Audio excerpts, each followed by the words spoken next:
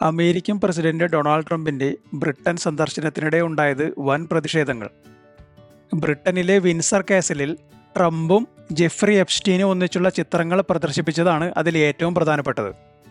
ഒന്നുകൂടി വിശദമായി പറഞ്ഞാൽ, ട്രംപ് 3 ദിവസത്തെ ഔദ്യോഗിക സന്ദർശനത്തിനായി ബ്രിട്ടനിലെത്തിയതായിരുന്നു.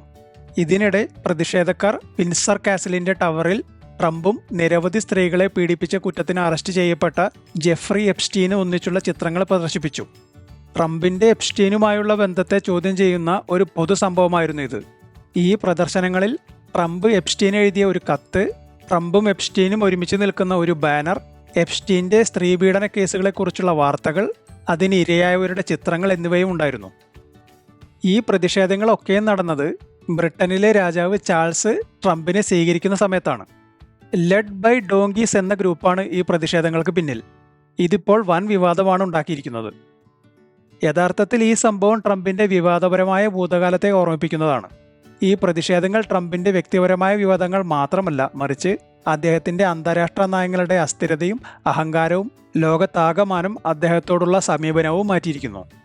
ഈ പ്രതിഷേധ സംഭവങ്ങൾക്ക് ശേഷം പോലീസ് അതിനു പിന്നിൽ പ്രവർത്തിച്ചവരെ അറസ്റ്റ് ചെയ്തെങ്കിലും ഇത് അമേരിക്കയിലെ ഏറ്റവും കുപ്രസിദ്ധമായ ചൈൽഡ് സെക്സ് റാക്കറ്റുമായുള്ള ട്രംപിന്റെ ബന്ധത്തെക്കുറിച്ചുള്ള ചോദ്യങ്ങൾ ഉയർത്തുന്ന പ്രതിഷേധങ്ങൾ ആദ്യമായി അമേരിക്കയ്ക്ക് പുറത്ത് നടക്കുന്നു എന്ന പ്രത്യേകത കൂടിയുണ്ട്.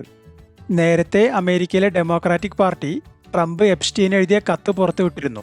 പിന്നീട് വൈറ്റ് ഹൗസ് ഇത് നിഷേധിച്ചെങ്കിലും ട്രംപിന്റെ ഇത്തരത്തിലുള്ളവരുമായുള്ള അടുത്ത ബന്ധം പലപ്പോഴും വാർത്തകൾ നിറഞ്ഞിരുന്നു. കഴിഞ്ഞ 1.5 മാസത്തിനിടെ ഇത് ട്രംപിന്റെ 2ാമത്തെ ബ്രിട്ടൻ സന്ദർശനമാണ്.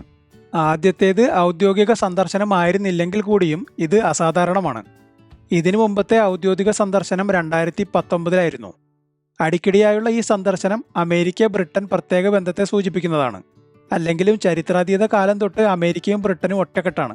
അതിപ്പോൾ സാമ്പത്തികപരമായും സൈനികപരമായും അങ്ങനെ തന്നെ. അതിനാൽ തന്നെ ഒരു അമേരിക്കൻ പ്രസിഡന്റിന് നേരെയുണ്ടായ ഈ പ്രതിഷേധ പരിപാടിയും അപമാനിക്കലും ഇനി ഈ ബന്ധത്തിൽ ചെറിയ വിള്ളൽ വീഴ്ത്തുമെന്ന് തീർച്ചയാണ്. അല്ലെങ്കിൽ തന്നെ ഈ അടുത്ത കാലത്ത്, അതായത് ട്രംപ് അമേരിക്കയിൽ അധികാരം ഏറ്റെടുത്തതിന് ശേഷം ബ്രിട്ടനുമായി അത്ര അടുപ്പം കാണിക്കുന്നില്ല. ഇതിനു പുറമെ ബ്രെക്സിറ്റിന് ശേഷമുള്ള ബ്രിട്ടന്റെ വ്യാപാര താൽപ്പര്യങ്ങൾ, ബ്രിട്ടീഷ് പ്രധാനമന്ത്രി കിയർ സ്റ്റാർമർ ഗവൺമെന്റിന്റെ സാമ്പത്തിക നിക്ഷേപം, യുക്രൈൻ, ഇസ്രായേൽ തുടങ്ങിയ വിഷയങ്ങളിൽ ട്രംപുമായുള്ള ബന്ധം അത്രയ്ക്ക് നല്ല നിലയിലല്ല. എന്തായാലും ഇന്ത്യയുമായി ഉടക്കിയതിന് ശേഷം ട്രംപിന്റെ സമയദോഷം തുടങ്ങിയിരിക്കുന്നു. അദ്ദേഹത്തിന്റെ ഇന്ത്യ വിരുദ്ധ നിലപാടുകളുടെ പ്രധാന കാരണം നമ്മൾ റഷ്യയിൽ നിന്ന് കുറഞ്ഞ വിലയിൽ എണ്ണ വാങ്ങുന്നതും ഇന്ത്യയുടെ കാർഷിക മേഖലയെ അമേരിക്കയ്ക്ക് തുറന്നു കൊടുക്കാത്തതുമാണ്. ഇതിൽ തന്നെ ജനിതകമാറ്റവും വരുത്തിയ അമേരിക്കൻ കോണും സോയാബീനും ഇറക്കുമതി ചെയ്യാൻ ഇന്ത്യ സമ്മതിക്കാത്തതാണ് പ്രധാന കാരണം. ഈ പ്രശ്നമാണ് ഇന്ത്യ അമേരിക്ക വ്യാപാര കരാർ പോലും തടസ്സപ്പെടാൻ കാരണം.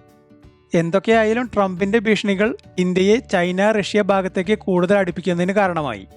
അല്ലെങ്കിലും പണ്ട് മുതലേ ചേരിചേരാ നയം സ്വീകരിച്ചു വരുന്ന ഇന്ത്യ അതിൽ നിന്ന് അല്പം മാറിയാലും നമ്മുടെ താല്പര്യങ്ങളിൽ വിട്ടുവീഴ്ച ചെയ്യാതിരിക്കുന്നതാണ് എപ്പോഴും നല്ലത്. ഇനി ഈ വീഡിയോ ഇഷ്ടപ്പെട്ടെങ്കിൽ നിങ്ങളുടെ അഭിപ്രായങ്ങൾ കമന്റിലൂടെ അറിയിക്കൂ.